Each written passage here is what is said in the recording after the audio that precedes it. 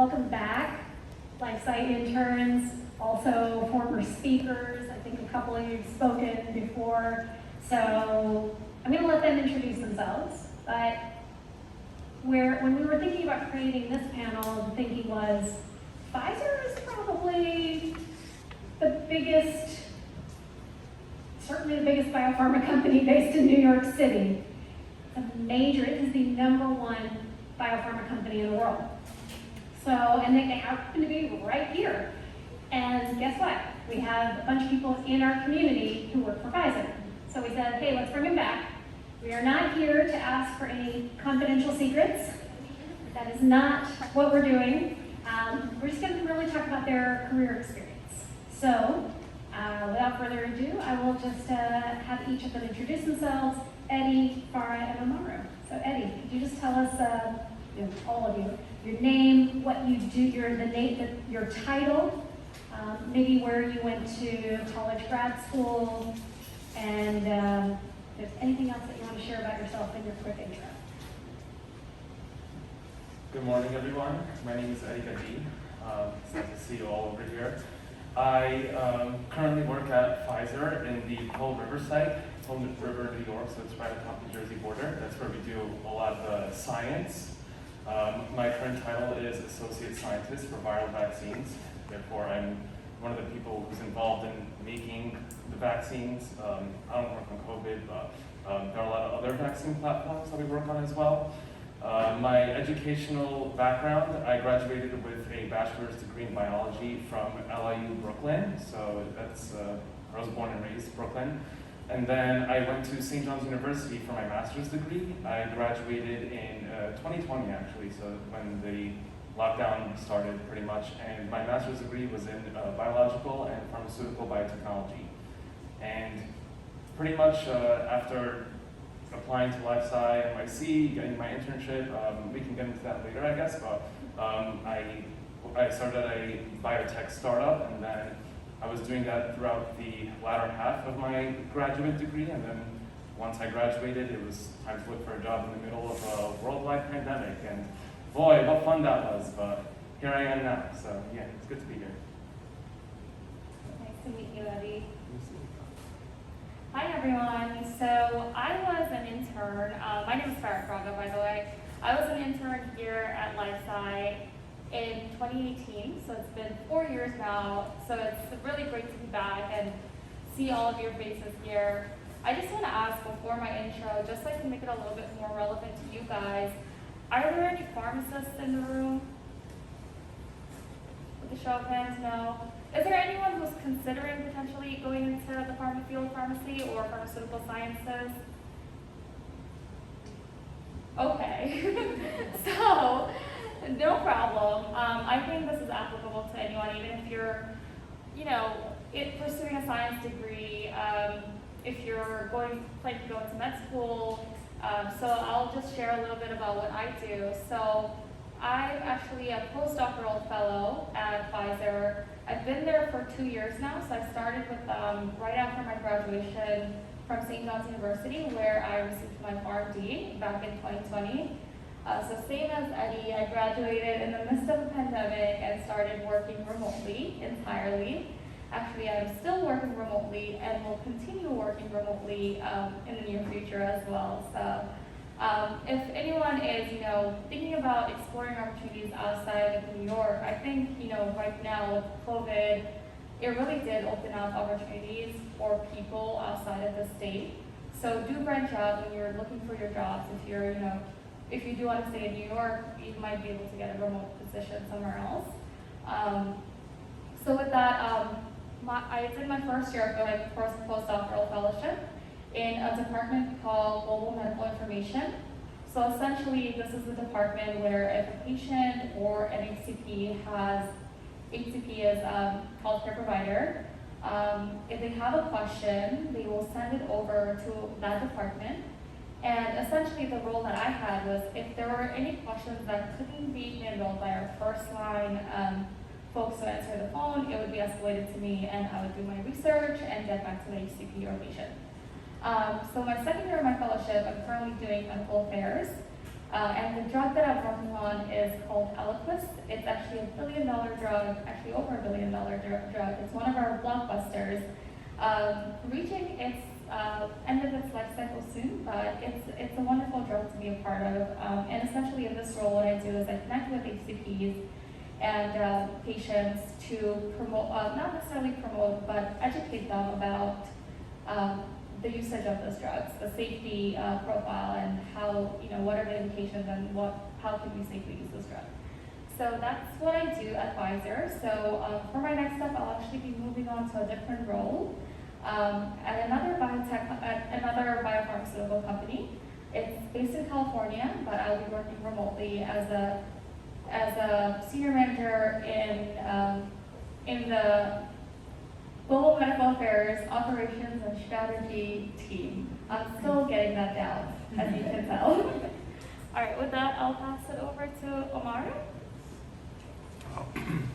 Excuse me. Hi, everyone. Good morning. Nice to meet you, Eddie and Farah. Coach Anita, thank you for inviting me. So my name is Omaru. I'm originally from Staten Island, New York. I'm a first-generation American, first-generation college student. So, for me, with immigrant parents, first thing they said, you got to be a doctor, lawyer, engineer. I got to undergrad. I realized that I love organic chemistry. So I fell in love with the sciences and ended up going into a PhD program at Indiana University, where, I got to work on really cool projects like what Dav was talking about. I worked on Alzheimer's projects. So I worked on alpha-synuclein. You talked about some of the PET work. I did some work there as well. Kind of there, I also took some classes at the Kelley School of Business. I obtained my certificate in the business of life sciences. And so that was a really cool experience. So I always recommend, if you're still in school, see what's out there, also, enjoy and look around and maybe talk to someone. Maybe you'll get put into a class for free. Maybe the school paid for it. So then that kind of pushed me into kind of wanting to go into how do I kind of make that pivot into the business side of the pharmaceutical industry. But I didn't have enough research or enough information, so I ended up leaving with my master's from Indiana University, but I knew that I wanted big pharma experience so that I could really figure out where could I fit with my personality and also with what I was really interested in. So I worked in Novartis in Cambridge for 3 years, working with chemists, biologists. I even worked with finance professionals, operations, and that really showed me that I really wanted to go into marketing. And I also was working as director of fundraising for a nonprofit, Leaders of Tomorrow, the International Black MBA. So kind of that experience kind of got me to business school, and for business school, I ended up getting an internship at Pfizer, where I worked on the Kelvin and Max team, where I worked in, specifically in rare cardiology and AI and next-gen diagnostics, where I worked on how to implement or integrate their AI technologies, especially with their ATTR-CM algorithms into health systems, and so it was a really cool experience. And then I'll be going full-time back to Pfizer and their marketing rotational program as a marketing manager. So if you have any questions about making a pivot from the sciences and the bench and going to the business side, I'm all here for it. Thank you. Thank you. Okay, so I want to start with Eddie and Farah. Is it Farah? Either one is fine with me. Thank you. Well, we'll start with why did you apply to be an intern with this program, and then how did your schoolwork or coursework prepare you for your internship? So we're taking you back a little bit. Okay, so as something I can touch a little bit of context actually before I go into this. So Farah coming with a pharmaceutical degree background, Omaru with his parents being like, gotta be a doctor or a lawyer, etc. My father's a doctor, and as I was growing up, I was always told that you should be like your father, become a doctor, this, that. And then as I got into high school, I was told, actually be a pharmacist. You'll make as much money as a doctor, but you won't work as much. And I worked in a pharmacy I worked in a retail pharmacy, let me specify, for about 4 years. And it took me about 1.5 years to realize I do not want to do this for the rest of my life. But I've always had a penchant for science and medicine when I was younger. So I wanted to do my own thing. I wanted to become a scientist because I always wanted to be one of the people behind the curtains, the people who are behind the scenes in making the drugs and not just counting them on a little tray, putting them in a bottle, and giving it to a grumbling patient or a customer complaining about whatever else. So when I finished undergraduate school, actually, I graduated a year early. I graduated among the top of my class. I was on cloud nine. You couldn't tell me anything. And then after I graduated, I realized it's actually not that easy to get a job. You know, most employers don't really care that much about how well you do in school. You know, it's really important to do well. It's for your own benefit, and it definitely helps with tuition if you're getting scholarships or whatnot. But to get a job, a lot of companies really care to see more experience. I was planning to get a master's degree anyway, so I took a little gap year to get my hands on whatever research I could. And then when I started my master's degree a year later, I told myself, like, okay, this is really the time where I need to make the networking, the connections, and this is the portion of my life where it's going to dictate how my career is going to start. Because I really wanted to be a scientist, but it's really hard to make a really substantial living, I guess, if you're a scientist that isn't in industry. You know, industry is where all the money is at. And I've always had dreams of working at Pfizer ever since I was younger. So when I was in graduate school, towards the end of the first year, we were having a career fair. And I almost didn't go because I've been to a few career fairs before, and every time I've been to one, I've been like, okay, this isn't as helpful as I thought it would be, or there aren't as many lab science industry positions open, because in New York, for some, I don't know why, but for some reason there just isn't much science or lab-based pharma or industry jobs in New York, which there should be, or New York City, I should specify. So after spending almost an hour at the career fair looking around, I found this booth for LifeSci NYC, and I'm like, I never saw this before. This could be the opportunity for me. And I applied, and I remember stressing out because I was doing everything I can I just needed one shot.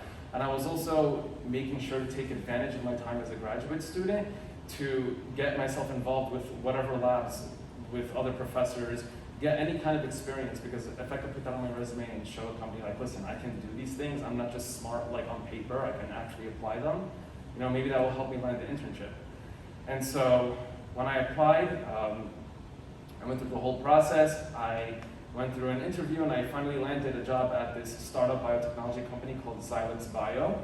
And it was very relevant to what I was learning in school. I was learning a bunch of different scientific topics in school, but what I really also loved was cell culture, working with cells, assays, how certain genes and proteins are expressed, what kind of research questions we can ask to, you know, really benefit the other people's research or just mankind in general.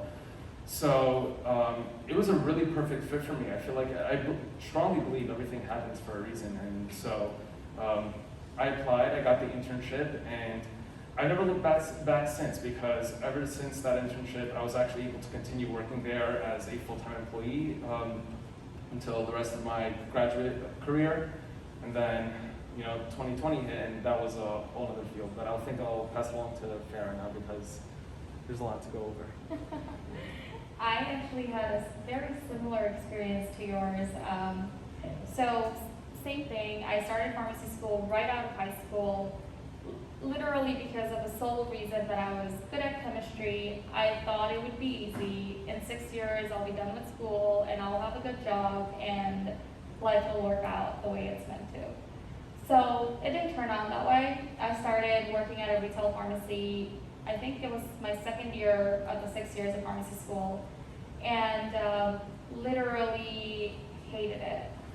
It's it's not for everyone. Some people really love it. They thrive in that kind of an environment where they're getting to talk to a lot of people. They're working under a lot of, fast-paced interactions and actions that they have to take. But I was sweating under my lab coat, and I didn't like that. And I felt like even when I was sweating and working my butt off to get these patients their medication, they were asking me, what's taking you so long to put my medications in a bottle? And I honestly didn't like that. I thought, there are better ways I can make impact on patients, because I did want to work with patients ultimately. That didn't involve directly working at a pharmacy under those circumstances. So from there, I actually tried out working at a hospital pharmacy, and it was literally the opposite of the retail pharmacy setting. So I noticed that I was getting bored, and I was shopping online at work.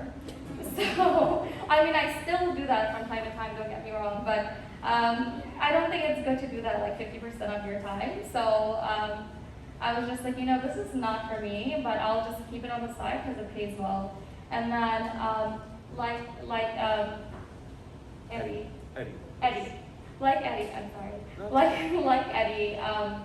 I went to my college fair. I actually went as a second-year pharmacy student, and then I noticed that my career fair was in March, and all the internships had already reached their deadline by like January. That's usually how it goes. They open up the portals in December, they close it out by February. In March, there's barely anything open. So if you guys are also, obviously you guys know the deal. So the next year actually, at that time I had met Pfizer, the booth that was there, and I really liked speaking with them. And I had a slightly different experience than I think most people here, where I actually got an internship at Pfizer first through their portal.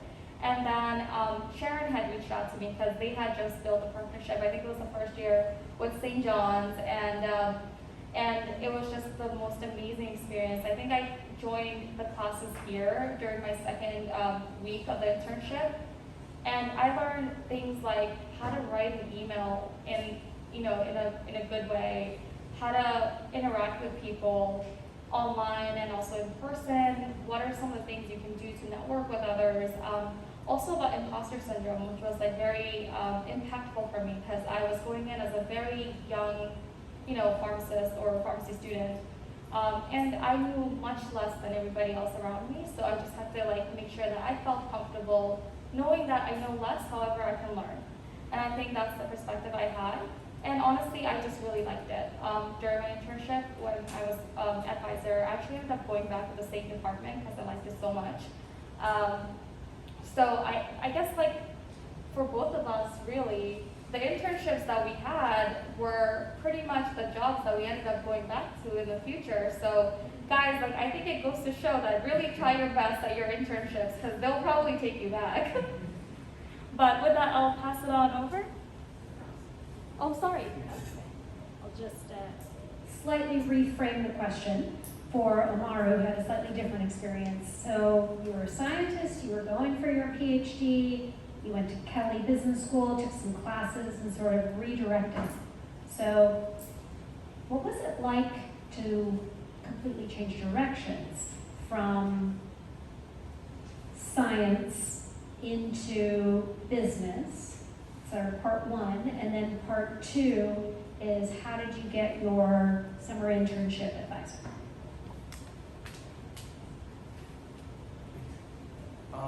Well, the pivot, I'm gonna be honest, hard. It was probably one of the hardest things I've done because, when you're in an academic lab, you're speaking to other academics. You may talk to a postdoc who only knows about academic positions, who's like, if you're like on the fence of like, do I want to go the PhD route, continue with it, or leave for my master's, they're going like, well, you can just be a lab research assistant or something along those lines. And so, once I started making connections to Kelly School of Business through those classes, I started realizing how big the world actually was. And so one of the things I'm gonna say here is like, talk to people who are not necessarily doing what was directly doing science, but something maybe a little adjacent, and see maybe there's something they're doing that's interesting for you. So for me, that was kind of the easiest way for me to pivot. And I remember talking to my PI at the time about my interest in kind of like wanting to do something else. And honestly, he was like, you should just stick with PhD, go on through, become an academic, do a postdoc, the whole route. But I realized like that wasn't something that was going to be beneficial to myself, and I needed to really do a lot of reflecting for myself to kind of make that pivot. That's the first question, right? And then for my internship, I'm going to be honest, Coach Anita played a huge role in my internship. I actually got my internship, the first interview through MLT, Management Leadership for Tomorrow, an amazing organization for those of you that are thinking about the MBA route at some point in your careers. Definitely apply, highly recommend. I did my first round interview with Pfizer there. It was an amazing interview. I really enjoyed learning more about the culture. Honestly, Pfizer was my number one company. You know, coming from Novartis, I worked across the street from Pfizer in Cambridge. So I remember speaking to the people there and kind of hearing about their science and kind of like how they were able to really put science first for a lot of their products and even the way that they ran the business side of things. And that was something that really appealed to me. So after my first round, loved it. Second round, loved it. You know, I got my full internship offer, and of course I took it. But for me, it was more of the feeling that I knew that science was first. And you know, not all the time do you get that feeling from business positions, but I knew at Pfizer I would get that from them. And even in the summer when I was working in business development at Max, I feel like a lot of the decisions I was making was heavily science focused. So I had to learn about ATTR-CM. I had no clue what that was. And it's like amyloidosis transthyretin cardiomyopathy, if anyone's like thinking about it. And it was something that I got to like learn and kind of go like, how do you like sell this to hospital? How do you kind of change the whole hospital system from going like, we're using this ICD-9, ICD-10 code system. We don't know how that's gonna interact with, you know, the same patient's data at another hospital. Maybe they put in ICD-9, 10, ICD-9, ICD-10 codes differently. So it was more of like, how do we implement and integrate the same information from different places so that they can get a faster diagnosis of the disease itself.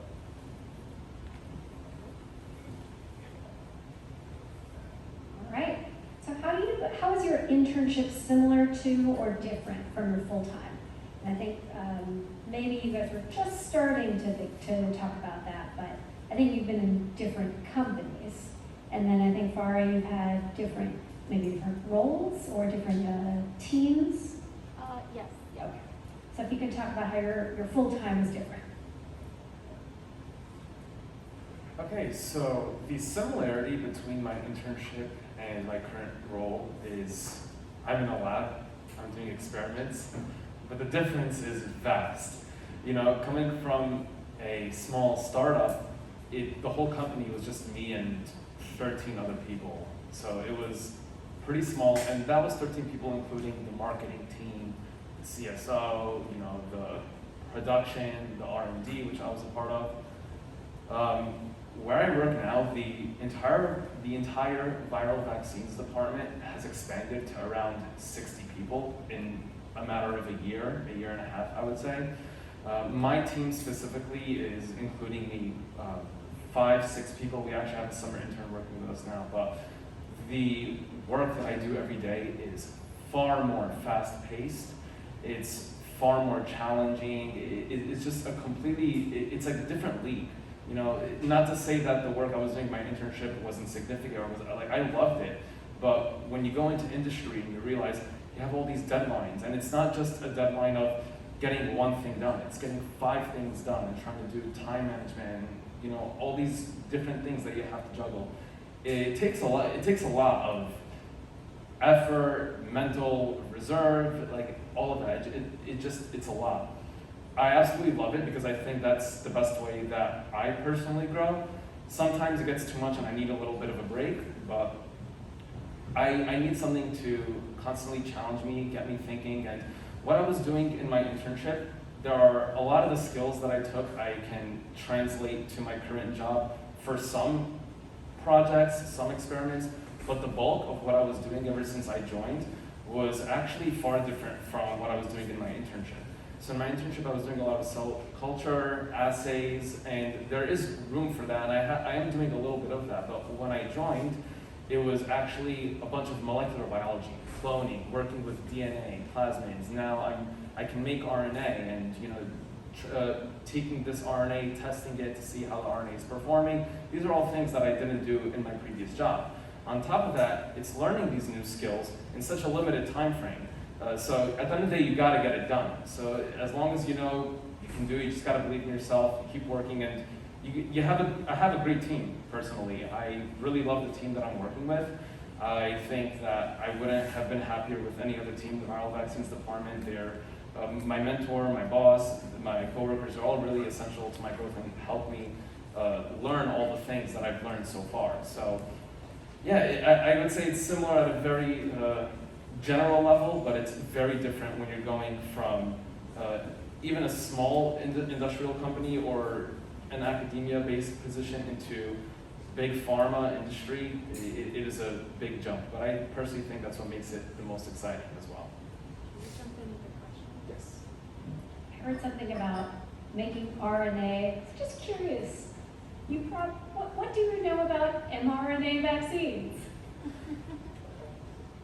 So my knowledge on mRNA vaccines was almost non-existent. I would say very limited before I joined Pfizer. It was limited to what I was learning in school. A lot of it is learning process while I was at the job. And it wasn't that getting this job required me to have an extensive knowledge of RNA vaccines or how they work. It's a matter of not only just being able to do the technical skills, but more importantly, the capability to adapt and learn about all the things that would be thrown my way. Because I learned about a lot of these things on a textbook level in school, but I didn't know how to do any of it physically. I don't know every single reagent or chemical that I need for a certain experiment until my boss says, hey, we're gonna start doing this, you're gonna get trained on this, or you're gonna have to read this protocol, start thinking about what you gotta do. And I also think that applies to a good amount of people who are working in the viral vaccines department as well, because Pfizer wasn't really that focused on mRNA vaccines until COVID hit. That was the big focus when the pandemic came. And we have a lot of smart people who really know their stuff, but it's a learning experience for everyone. It doesn't matter how old you are, how experienced you are, how many years you have in the pharma industry. There's always new things to learn with science, new things to discover about how you perceive things, how you understand them. A new paper comes out, you're like, oh, maybe we can apply this to what we're doing here. So my knowledge with mRNA vaccines really grew substantially when I joined this job. And I think something that a lot of you can relate to also is just if you have the drive, you have the capability, and you show your employers that you're confident in yourself to know that you can take what they give you and make the most out of it and give back even more, that's what's really gonna count the most. So you also mentioned, I don't know which one of you mentioned imposter syndrome earlier. That hits every once in a while, and when it hits hard. But what really helped was I learned that imposter syndrome happens to everybody. Even people who have been working at Pfizer way longer than I have, people who have mentored me, close friends of mine who work in different kind of jobs but have been working there for so long, imposter syndrome hits everybody. So if that ever happens to you, let it slide, feel the feelings, but just believe in yourself and know that it takes time and everybody's learning something. No one knows 1,000,000% about everything they're doing. No one is a complete and utter genius, So keep those things in mind, because that's what's really going to help you the most in your careers at any point in them. Thanks, Eddie. That's a really great answer. And I just have to say, I agree with everything you said. You pretty much summarized, what I was thinking. So I'll take my answer in a different direction. So by a show of hand, how many of you guys are actually graduating after, have already graduated, I guess, at this point? Anyone? There are a couple, you were in grad school, right? Oh, okay, in grad school, okay. And then most of you guys, I'm assuming, you're in your undergrad years? Okay, so I think with your internship, depending on where you are in your education, and also where you are in your job search, for example, your full-time job, right? I think the approach you can take is slightly different. So let's say someone is a junior in college. I think the approach that would work really well for someone in that area, in that stage of their life where they still have a year left of school and they have to go back, is to really do your work at the best of your ability, but also network. Find a person either on the team that you're working with or somewhere else that you just vibe with, and keep in touch with that person. Go back to that person if you have any questions. And honestly, like Eddie said, imposter syndrome sometimes hits really hard. And if you find a mentor, someone you can trust, and be honest with, you can go to them with those concerns and they will walk you through it. So my advice would be for, I guess, everyone here, really network, get to know the people you're working with, show the value of your work, and then if you're a graduate student, show them that you belong at the company. Show them that you are doing the work of a full-time employee and you can take on the work that they do. And honestly, it's possible. I know that, during your internships, you may be doing one-off assignments, but imagine all the other skills that you have from school, from your extracurriculars, everything else. Just be confident in your skills and yourselves, and just show them that you belong there if you do want to go back for a full-time employment. Just sorry, but the question is, Difference between full-time and internship. okay, so difference between full-time and internship, just for me, going in to my full-time position, my internship honestly was a random project that they had. So the way Pfizer does it is that you get to rank your choices of projects. And so you could end up in any disease area. So for me, I chose to be in rare cardiology. When I go into full-time, I could be anywhere. I still haven't even received the project list. But advice even going into that is if you were in a similar position to me, I would just do as much research as you possibly could. As I'm echoing Eddie and Farah, network, and really figure out where is going to be a good fit for you and what kind of therapeutic, because each therapeutic area, especially in a big pharmaceutical company, will have different cultures, and may not be hugely different, but there will be different ways of working and different ways of communicating. So I think like doing the networking and doing the research as to what kind of science is going to get you out of the day. That was kind of for me. For me, it was like working in rare cardiology because I knew that one, I was interested in AI, and two, I knew that I had people in my family suffer from cardiovascular diseases. So those are two things I knew would get me up every day.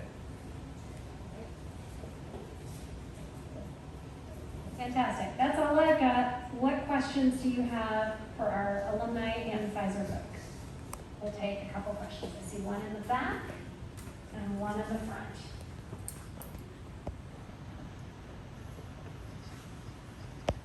Thank you. I have a question for Eddie. So when you applied to Pfizer for a full-time position, how was the interview process like? How many rounds did you give? And what were the relevant skills that they wanted you to show? And apart from the wet lab skills, what other things they were looking for?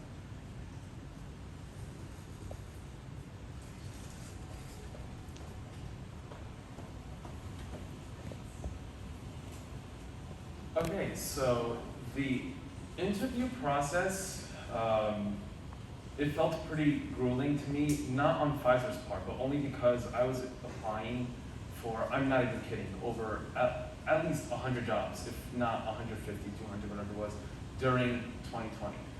And it was also just like, my resume is great. Why am I not hearing back from all these companies?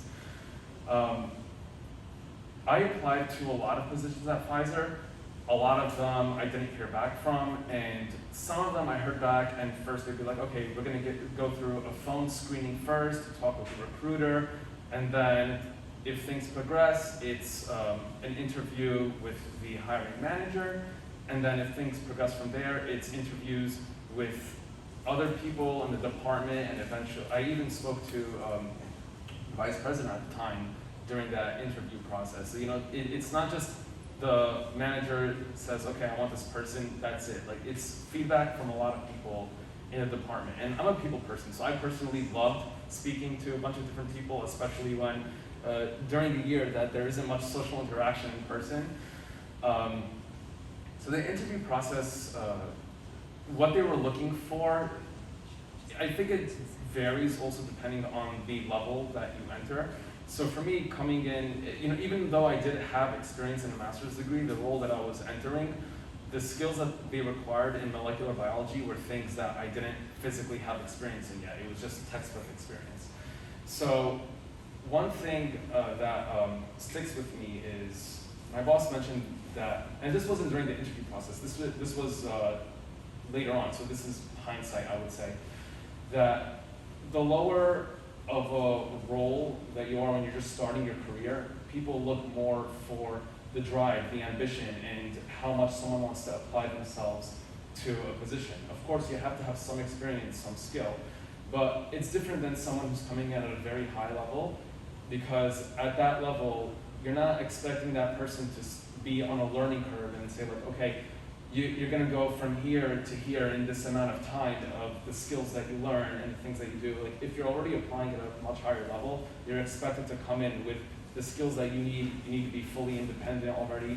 So it varies depending on the role, but like I mentioned earlier, I think as long as you have the skills, what people really appreciate more is you as a person and how you want to apply yourself to your career. Thank you. We'll take this last question. Thank you all so much. I have a question for Farah and Amari regarding interning at Pfizer during the summer. Next month I'll also be interning at Pfizer, and I was wondering if you could talk, thank you. I was wondering if you could talk a little bit about your experience, what the work environment is like, and any advice you might have. Thank you.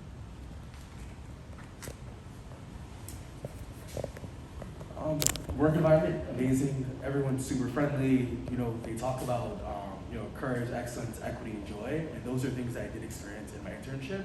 And so I really do hope that you go in and with an open eyes and really go and speak to as many people as you can, figure out if this is what you really want to do. And one of the scary things about an internship is that they give you this big project that's sometimes very vague and you may not feel like you're gonna finish it, but you want to take it really slow, go step by step. And if you can put your heart, mind, and soul and body into the little things, you'll be really successful at Pfizer. I feel like it's all the building and accumulation of all the things you've done over the summer that'll get you the return offer. And I think you'll be more than fine. The people there are amazing. So Yeah, I think the culture is definitely great. Can I ask which department you're going to be with? I'm going to be in Broaden, Connecticut, in the medicinal technician. Okay, so really get to know your department. During your first week there, I would say set up one-on-ones with everyone on your team. Just introduce yourself, show face, always have are you doing your internship virtually? Not in person. Oh, okay. Well, if people on your team are actually at the office, knock on their door, meet with them, speak with them face to face, I think that really does make a difference. And I would say, like Amari said, Mara said, it's a very great environment. It really does encourage learning. And I think one of the things that sticks out to me about Pfizer is they breed passionate people. If you can connect to the work that you're doing, show that you're passionate, and not necessarily, actually be passionate about it too. Why are you doing what you're doing? What is the meaning behind your internship? Always ask why. Why am I doing this project? What is the end goal? Where does it take our drug? Where does it take our brand? Where does it take this project that I'm working on? How does it help patients? And then I think I'll go back to our values, and I think that applies for most companies. So the values are pretty much what they will always refer back to and try to live by. That's a big thing at Pfizer. They always go back to the values: courage, excellence, equity, and joy. Courage being the ability to speak up and say what you need to say when you need to say it. And then excellence is always performing at your best ability. And then equity is obviously being equitable on your team, being equitable with patients. And then joy, have fun with what you're doing. Really find your purpose, because that does bring joy to the work that you're doing. Can I add one more thing very quickly? So earlier this week on Monday, we had our summer interns for this year. Most of them started on Monday. And one of them was actually a familiar face from last year. She was a summer intern at Pfizer. I was so happy to see her again. But that adds to the point of, like we all said earlier, network, and be passionate and be great at what you do, because you could be working at Pfizer again next year as a summer intern, or as a full-time employee, who knows? But the same way that this intern worked last year and came again this year, it can happen to any one of you. And like networking, I can't even emphasize how critical it is, because I was applying to all these jobs at Pfizer on my own, but it wasn't until I reached out to someone at Pfizer through LinkedIn. I found someone who had a common background with me, educational, and just other little things. I'm like, oh, I have this in common. And I reached out and said like, hey, can you let me know what kind of things people look for in candidates for Pfizer, or some kind of tips and tricks? And after talking with this person, he was like, you know what, you do belong here. And that networking action, that step that I took, is really what helped me get the job that I have now, because that led to referrals, and referrals increase your chances of being seen by the hiring manager. Because you can have a great resume, but once you submit it in a portal, it's being screened with a bunch of other resumes by either a recruiter, an automated program looking for keywords, and sometimes even though you're qualified, you're not going to get seen. So I just want to emphasize once again, networking is so critical. And it's not just knowing people and saying hi or glad to connect with you. It's finding people that you think you have something in common with, and they can actually help you not only just form a genuine connection with them, but get you to where you want to be. So keep that in mind and believe in yourselves, because it will happen if you put in the effort. Thank you. Let's thank our panelists once again for demonstrating courage, excellence, equity, and joy. Thank you all. We have something for you. Maybe Sharon can assist with that, and I will invite you to move this way. Thank you guys so much. Good luck.